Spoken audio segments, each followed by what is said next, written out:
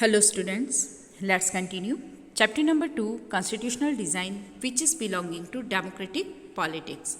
In this chapter, in previous class, we already discussed about the definition of constitution and struggle against apartheid in South Africa. Then after, towards a new constitution and why do we need a constitution. In this topic we discussed about the Indian constitution was drawn up under very difficult circumstances because like South Africa, India's constitution was also drawn up under very difficult circumstances, and that time the India faced a lots of problem like the diverse groups of the population, because on that time India में different caste religion culture के लोग रहते थे, तो उन सब लोगों को एक साथ एक जैसे लॉज में बनाकर एक साथ रखना, this was the major one problem. Second one, the partition on the basis of religious differences. On that time in 1947 when India became independent, then India divided into two countries, just Hindustan and Pakistan, and the division of the country is on the basis of the religion, Hindu and Muslim.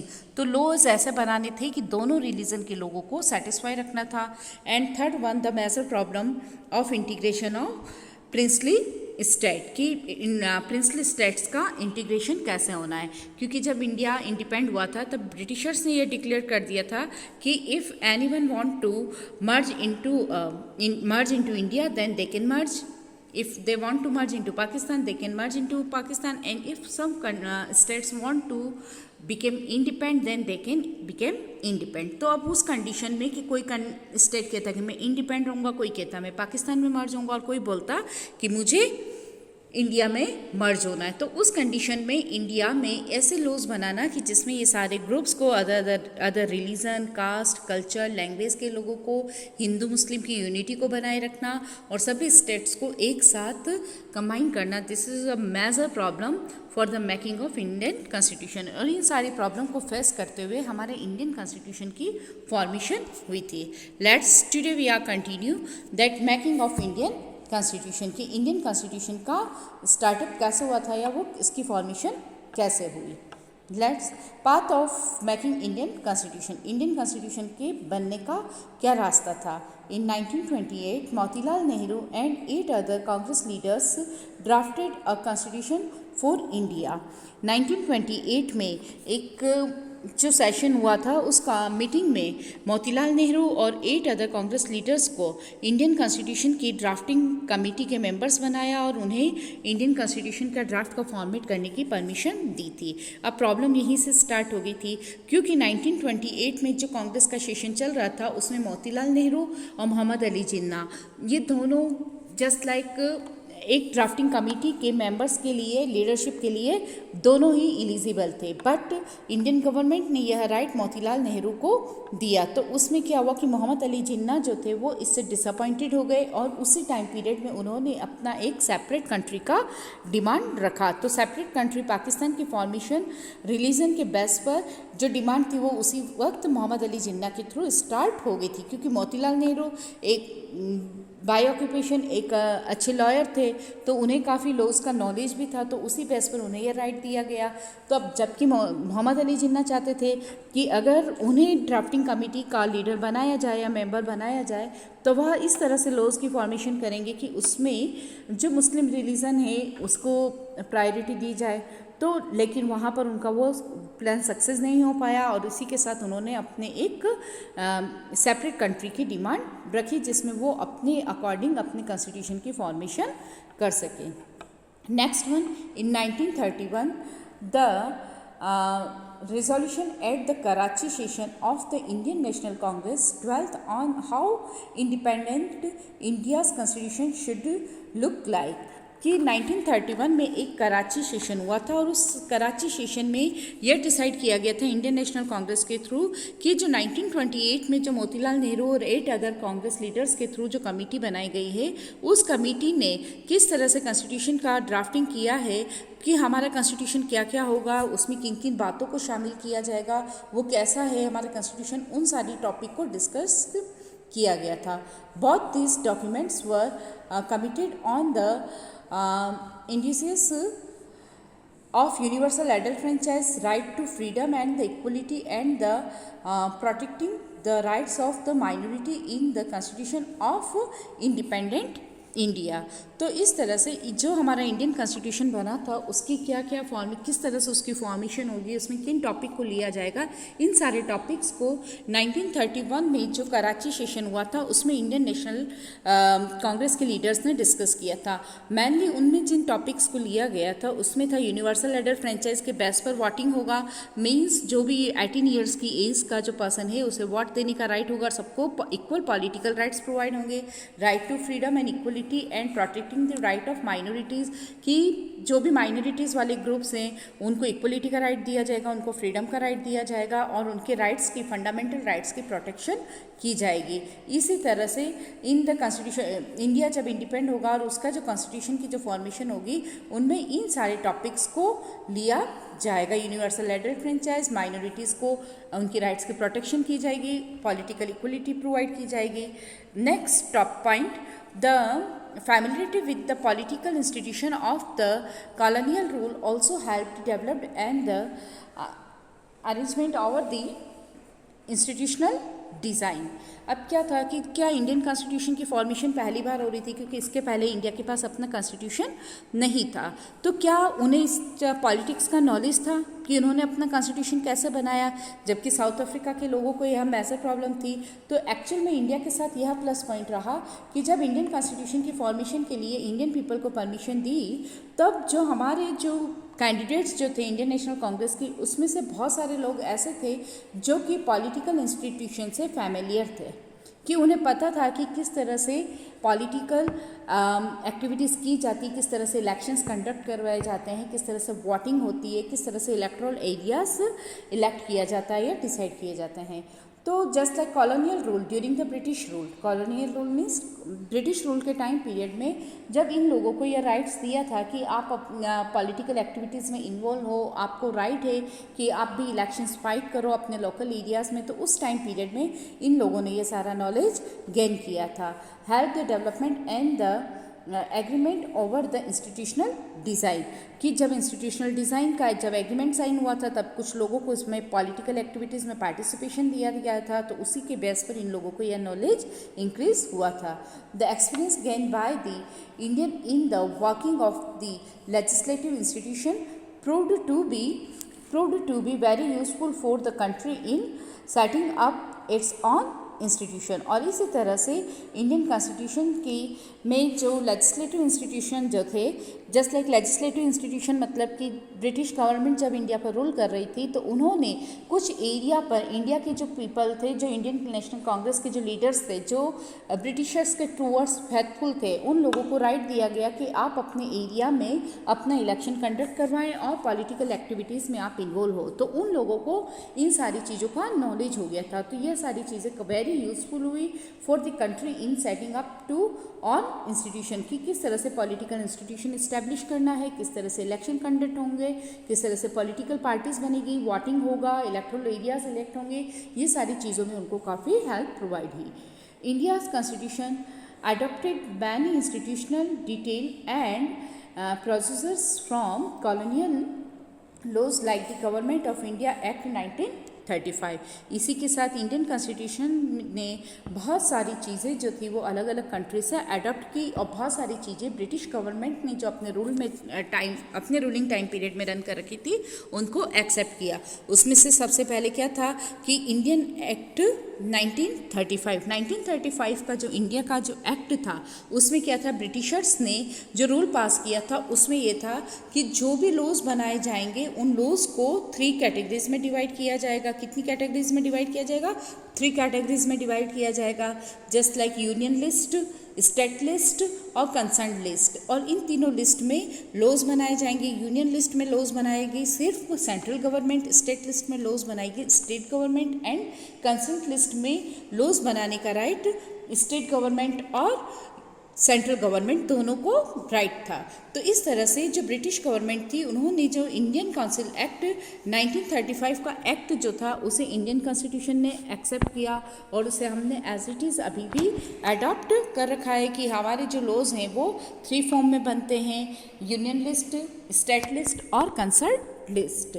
Next one, many our leaders were inspired by the ideas of French Revolution, the practice of parliamentary democracy in Britain and the Bill of Right in the US। अब हमारे जो Indian constitution जो थे वह other countries से, French revolution से और other countries के जो डिफरेंट कॉन्स्टिट्यूशंस थे उनसे भी काफ़ी मोटिवेट हुए। जस्ट लाइक फ्रेंच रिवॉल्यूशन से मोटिवेट होकर उन्होंने भी अपने फ्रीडम के लिए अपना स्ट्रगल स्टार्ट किया। इसी के साथ पार्लियामेंट्री डेमोक्रेसी जो थी, parliamentary form of the government, वह हमने ब्रिटेन से अडॉप्ट किया। वहीं से बिल ऑफ राइट जो था वह हमने यूएस से अडॉप्ट किया। The socialist resolution in Russia and had inspired many Indians to think of the shaping a system based on social and economic equality. इसी तरह से रशिया से हमने सोशलिज्म इक्वलिटी को अडॉप्ट किया कि किस तरह से सोसाइटी में सोशल इक्वलिटी इस्टेब्लिश की जाए। इसी तरह से इंडिया में जो हमारा कॉन्स्टिट्यूशन बना था उस कॉन्स्टिट्यूशन में अदर कंट्रीज़ के कॉन्स्टिट्यूशन को प्रॉपर स्टडी करके उनसे भी कई सारी बातों को हमने अडॉप्ट किया। और इसके साथ ही हमने ब्रिटिश गवर्नमेंट जब इंडिया में रूल कर रही थी तो उनसे भी कई सारी चीज़ों को अडॉप्ट करके उन्हें एज इट इज़ एक्सेप्ट किया। Next topic, the constituent assembly. The constituent assembly the drafting of the document called the constitution. अब जो लॉज और जो रूल्स बनाए जाते हैं कंट्री को रन करने के लिए, उन लोगों को क्या कहा जाता है? कॉन्स्टिट्यूशन।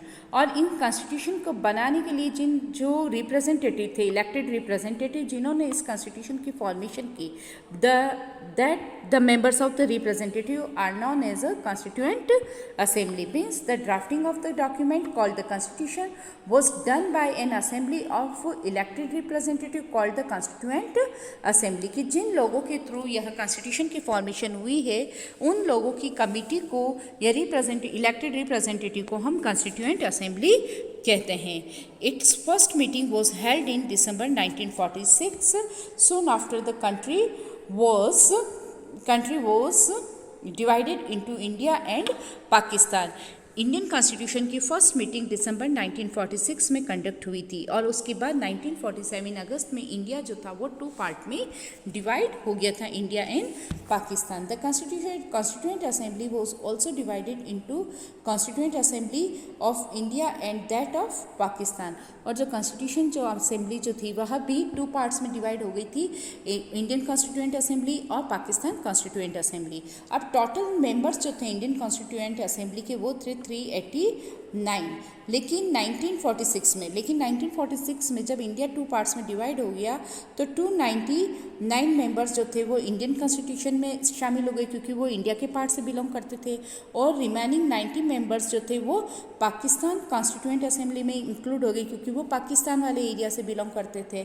तो इस तरह से इंडियन कॉन्स्टिट्यूएंट असेंबली जो थी वो 2 पार्ट में डिवाइड हो गई। 299 मेंबर्स जो थे वो इंडियन कॉन्स्टिट्यूएंट असेंबली के मेंबर्स में शामिल हो गए क्योंकि वो एरिया जो कि इंडिया में शामिल था वहाँ से रिलेटेड लोग इंडियन कॉन्स्टिट्यूएंट असेंबली में शामिल हो गए, और जो पाकिस्तान से बिलोंग करता थे एरिया वहाँ के 90 मेंबर्स पाकिस्तान कॉन्स्टिट्यूएंट असेंबली में इंक्लूड हो गए।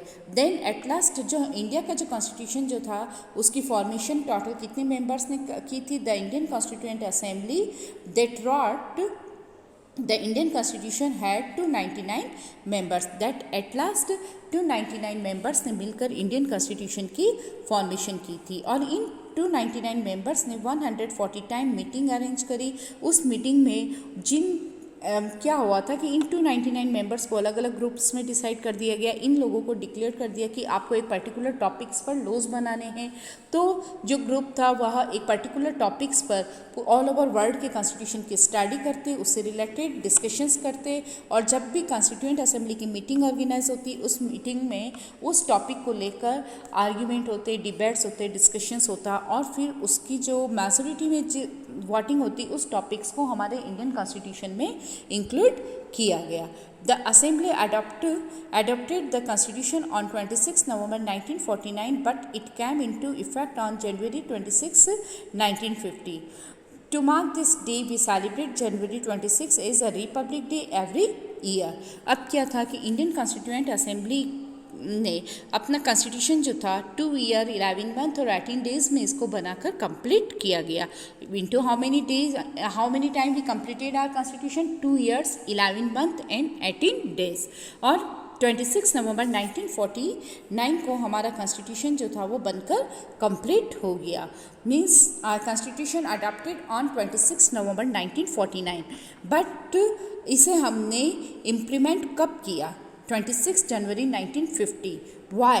हमारा कॉन्स्टिट्यूशन जब बनकर रेडी 26 जनवरी 1949 में हो गया था, then why we implement it on 26 January 1950? Because in 1929 in Lahore Congress session, our great leaders like Pandit Jawaharlal Nehru proclaimed on that day in Lahore fort that each and every year on 26 January we celebrate as an Independence Day. Means कि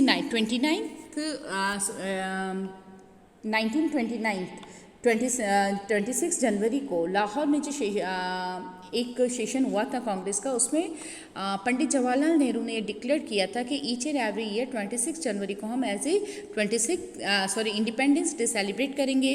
but our India became independent on 15 अगस्त 1947। तो हम each and every year 15 अगस्त को हम independence day के form में celebrate करने लगे। तो जो हमारे ग्रेट लीडर्स थे, उनके जो एफर्ट्स थे और उनके रेस्पेक्ट में हमने 26 जनवरी को एज ए रिपब्लिक डे के फॉर्म में सेलिब्रेट किया। इट इज़ क्लियर कि हमारा कॉन्स्टिट्यूशन अडॉप्ट 26 नवंबर 1949 में हुआ, लेकिन उसे इम्प्लीमेंट 26 जनवरी 1950 में क्यों किया गया? ड्यू टू 1929 लाहौर सेशन में जो ग्रेट लीडर्स थे उनके रेस्पेक्ट में और उनके प्रोक्लेम्ड को की वजह से। Okay, the constitution does not related the views of its member alone, it express the broad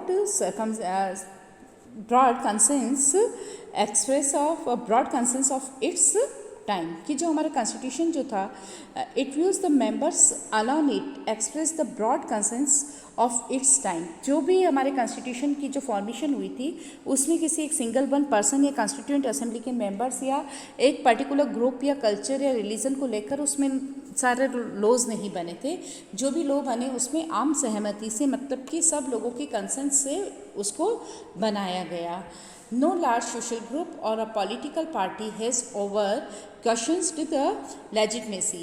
और हमारे जो कॉन्स्टिट्यूशन की जो legitimacy of the constitution itself, की जो हमारे इंडियन कॉन्स्टिट्यूशन है उसकी लेजिटमेसी मीन्स उसकी तर्क संगतता पर अभी तक किसी भी पॉलिटिकल ग्रुप ने उस पर कोई भी आर्ग्यूमेंट या डिस्कशन नहीं किया है। This is and the unusual achievement for a Indian constitution. और यह हमारे इंडियन कॉन्स्टिट्यूशन के लिए एक ग्रेट सिग्निफिकेंस है। क्योंकि जस्ट लाइक अगर हम नेपाल की कॉन्स्टिट्यूशन की बात करते हैं तो उसे कई टाइम रीराइट किया जा चुका है, क्योंकि नेपाल का जो कॉन्स्टिट्यूशन की जो फॉर्मेशन हुई है तो वहाँ के सिटीजन्स और पब्लिक जो है टाइम टू टाइम उसका प्रोटेस्ट करते हैं, उसके अगेंस्ट होते हैं और फिर गवर्नमेंट को उस कॉन्स्टिट्यूशन को रीराइट करना होता है। इस तरह से कई ऐसी अदर कंट्रीज़ हैं जहाँ पर उसका कॉन्स्टिट्यूशन रीराइट होता है, लेकिन हमारा जो इंडियन कॉन्स्टिट्यूशन है उसे सारे पॉलिटिकल पार्टी, सारे रिलीजन के लोगों ने, सारे सोशल ग्रुप ने एज इट इज़ एक्सेप्ट किया है। उस पर अभी तक कोई भी आर्ग्यूमेंट या डिस्कशन या डिबेट नहीं हुए, उसका कोई भी अभी तक अपोजिशन नहीं हुआ है। Why? What is reason behind it? Because हमारे कॉन्स्टिट्यूशन की जो फॉर्मेशन है वह ब्रॉड कंसेंस, मतलब कि सब लोगों की आम सहमति से हमारे कॉन्स्टिट्यूशन की फॉर्मेशन हुई है, इसीलिए। और यह एक हमारे लिए ग्रेट सिग्निफिकेंस है। The second reason for the accepting the constitution is that the constituent assembly represent the people of India. जो हमारे कॉन्स्टिट्यूएंट असेंबली जो है वह हमारे ऑल ओवर इंडिया के लोगों को रिप्रेजेंट करती है। How it is possible? क्योंकि जो हमारे इंडियन कॉन्स्टिट्यूएंट असेंबली की जो फॉर्मेशन हुई थी उसके लिए हमने इंडिविजुअली यूनिवर्सल लीडर फ्रेंचाइज के बेस पर इलेक्शंस कंडक्ट नहीं करवाए थे। उसके लिए हमने क्या किया था कि as we already discussed about the legislature institution के जो प्रोविजनल लेजिस्लेचर इंस्टीट्यूशन के जो इलेक्शंस हुए थे, उस इलेक्शंस के थ्रू जो मेंबर्स थे, उन मेंबर्स ने क्या किया था, उन्हीं मेंबर्स को हमारे कॉन्स्टिट्यूएंट असेंबली के मेंबर्स के फॉर्म में इलेक्ट किया। और जो provisional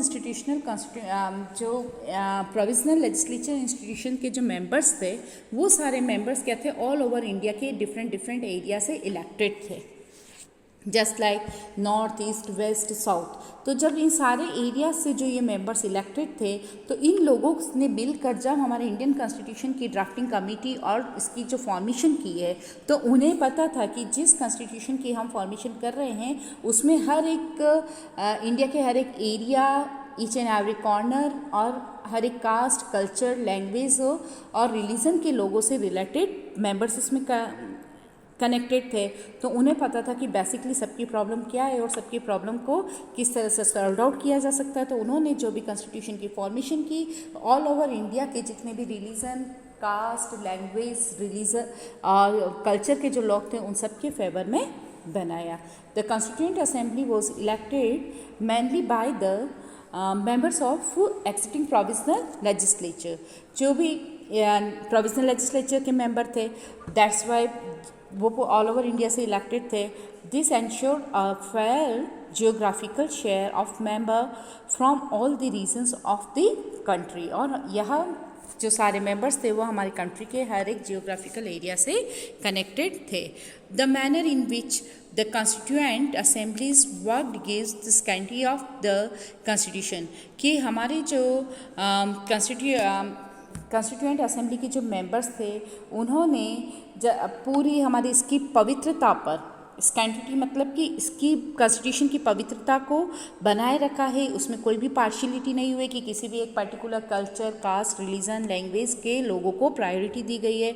first same basis the principle were decided and agreed upon. और इसी तरह से जो भी लॉज बनाए गए, जो भी प्रिंसिपल्स बनाए गए, वो सबके वेलफेयर में थे और सबके थ्रू मैजोरिटी में उनको उसके ऊपर आर्ग्यू हुआ, डिबेट्स हुई, डिस्कशंस हुआ, फिर उन्हें एक्सेप्ट किया गया। Then a drafting committee chairs by the doctor B.R. Ambedkar proposed a draft constitution for discussions, कि जो डॉक्टर B.R. अम्बेडकर जो थे वो ड्राफ्टिंग कमेटी के लीडर थे, चेयरपर्सन थे। और ऐसा नहीं है कि उन्होंने जैसा एज इट इज़ हमारे कॉन्स्टिट्यूशन का ड्राफ्ट बनाकर हमारे कॉन्स्टिट्यूएंट असेंबली के सामने रखा और उसे हमने एज इट इज़ एक्सेप्ट कर लिया। उसमें भी उस ड्राफ्ट पर भी काफ़ी सारे डिस्कशंस और डिबेट हुए थे और उसके बाद उसको एक्सेप्ट किया गया था। Several rounds of the thrown discussions took place on the draft constitutions close more than 2000 amendments were considered। और जो हमारी ड्राफ्टिंग कमेटी थी, जब B.R. अम्बेडकर के अंडर में जब हमारे कॉन्स्टिट्यूशन का जो ड्राफ्ट का जो फॉर्मेशन हुआ था, जब वह कॉन्स्टिट्यूएंट असेंबली में उसको रखा गया, तो उसके ऊपर कई सारे आर्ग्यूमेंट, डिस्कशंस, डिबेट हुए। 2000 टाइम उसमें अमेंडमेंट हुए, 114 टाइम मीटिंग्स हुई। उसके बाद हमारे कॉन्स्टिट्यूशन में 2000 अमेंडमेंट्स होकर और उस कॉन्स्टिट्यूशन को हमने एक्सेप्ट किया है। और यह जो हमारे 2000 टाइम जो अमेंडमेंट थे, उन सारे अमेंडमेंट को हमने एक जस्ट लाइक एक बुक में उसको मतलब कि एक उसका पूरा एक परफॉर्मा एक बुक बना कर रखा है, जिसमें उन सारे जो भी डिस्कशंस, आर्ग्यू, डिबेट्स जो हुई थी, उनको सबको एज इट इज़ रीराइट करके रखा है कि इन फ्यूचर भी इस कॉन्स्टिट्यूशन पर कोई भी डिस्कशन नहीं हो कि आपने ये टॉपिक लिया है तो इसमें पर्टिकुलर कल्चर या रिलीजन इफेक्ट हो रहा है या किसी को बेनिफिशियल होता है तो किसको बेनिफिट हो रहा है, तो उस पर क्या डिस्कशन हुआ था, आर्ग्यू हुआ था, ये सारी चीज़ हमने एक अपनी पूरी एक रिकॉर्ड्स में मेंटेन कर रखा है, जिसके कई सारे वॉल्यूम्स बनाकर हमारे रखे हुए हैं। Next, the dreams of promise. अब ड्रीम्स ऑफ प्रॉमिस क्या था कि महात्मा गांधी और डॉक्टर B.R. अम्बेडकर, ये मतलब हमारे जो ग्रेट लीडर्स थे इंडियन कॉन्स्टिट्यूशन तो वह चाहते थे कि जब भी हमारा इंडिया इंडिपेंड होगा तो उसका कॉन्स्टिट्यूशन ऐसा हो कि जो एक लंबे after a long time period, जब इंडियन पीपल जो है इंडिपेंडेंस को गेन करेंगे और इंडिया में जब पहली बार अपना कॉन्स्टिट्यूशन बनेगा तो वो ऐसा हो कि each and every person will be satisfy, कि हर एक व्यक्ति इससे सेटिस्फाई हो।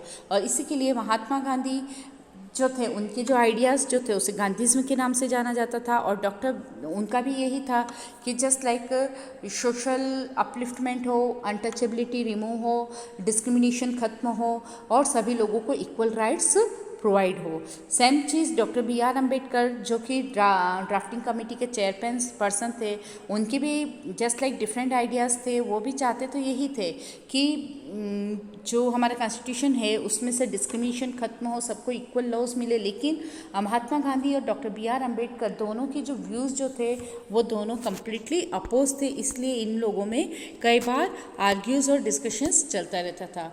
There were many members who followed the vision of Mahatma Gandhi, this dream of an Indian that has the eliminated inequality was shared by Dr. Ambedkar, who plays a key role in the making of the constitution. But this vision of removing inequality from India was different from Gandhi ji.